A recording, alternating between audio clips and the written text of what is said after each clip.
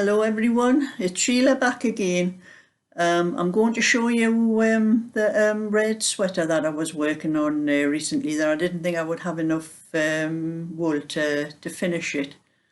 So I'm going to show you what I did and how I did manage to get enough yarn. I haven't put the neck on it yet, but I'm just going to show you the pieces and show you what I did with it.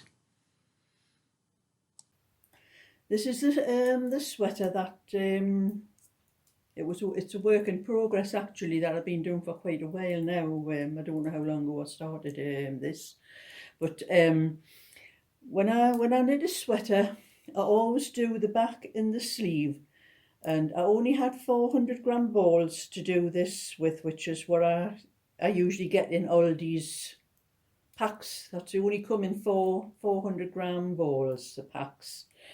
And I can usually get a sweater without much trouble out of a 400-gram pack. But I always do the back in the sleeve, in one sleeve first. And I know by the amount of wool that I have left, I will have used not quite 200-gram balls to do the back in the sleeve. So I know that when I come to do the other sleeve in the front, those other 200-gram balls and whatever I had left from the other two will be enough to do the front, the sleeve, and there'll be enough left over to do the neck. But when I finished the back in the sleeve, I had a very small amount left, and I thought even with what comes out of the shaping on the front of the neck that I wasn't going to have enough to finish this, and I got really annoyed, and I'm thinking I didn't want to have to pull the back and the front out down to make the body a little bit shorter to get that extra yarn after all the work I had done. But I knew even before, that I might end up having to do that, but I was still annoyed. But when I knit that sweater, when I knit the back in the sleeve, I used these knitting needles that are an old pair of Millward 4mm needles, and they're a little bit longer than the pair I normally use, and I don't usually use them very often because on the back of them they have writing and it stands out from the tip on the end of the needle, and when they rub against, if I wear a cardigan or a sweater, when they're rubbing against the when you're knitting your needles going backwards and forwards on your arm, it causes pilling on my sleeves of my jumpers and cardigans. So but I don't know why I used these ones, but I did. I ended up using these ones, and I should have used these or another pair I've got.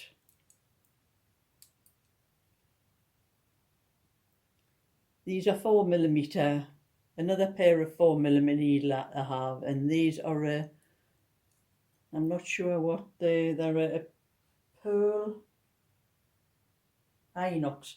It's got pearl inox on the back. These are old ones as well, but these are the ones I normally use. But for some reason, when I was knitting this sweater, when I'm looking at the back and the sleeve, the stitches seem to look bigger. Even on the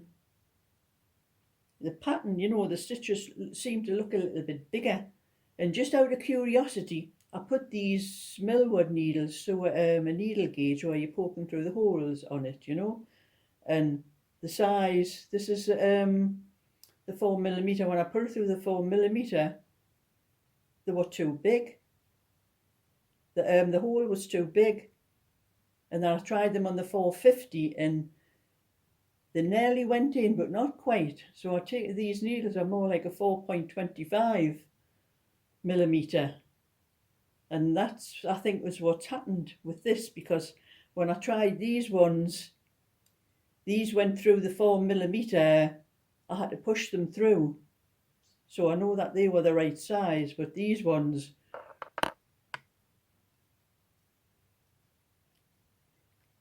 were too big and they made the stitch bigger. So anyway, I thought, what am I going to do with this? And so I thought, I had an idea. I'm going to knit the other sleeve in the Millward needles, like I had done the other sleeve, to keep them both the same. But when I do the front, I'm going to knit them in these ones.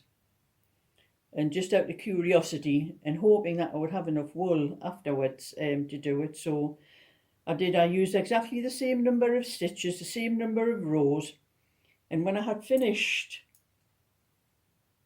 the front and the sleeve, that's how much wool I've got left, and there's probably just enough to do the neck.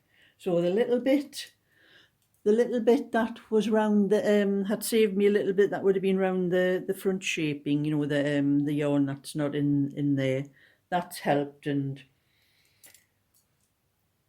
that was a bit of a relief. So when I stitch this up, you'll notice the sleeves, I haven't come up with a traditional raglan.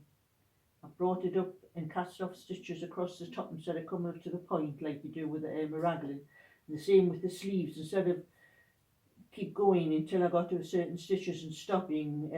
After I finished decreasing, I kept on going for a number of rows. So those rows are going to go across the top of the shoulder like that, and make it kind of a saddle.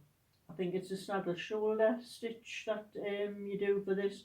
And when I come to stitch the raglans with them having a wide seam, I'm going to do a back stitch instead of a flat stitch, which I normally do on a raglan. But because of the detail I've got on here, I think I'm going to do a back stitch. So that'll be a little bit better than the flat stitch. And this is quite a stretchy pattern. As you can see, it stretches out quite well. And I made it to a 38, and it measures 38, so there's no extra there, but because it stretches, it's going to be a good fit. And when I completely finished it, put the neck on, I'll let you see me wearing that so you can see exactly how it come out. So if you like my video, give it a thumbs up and subscribe.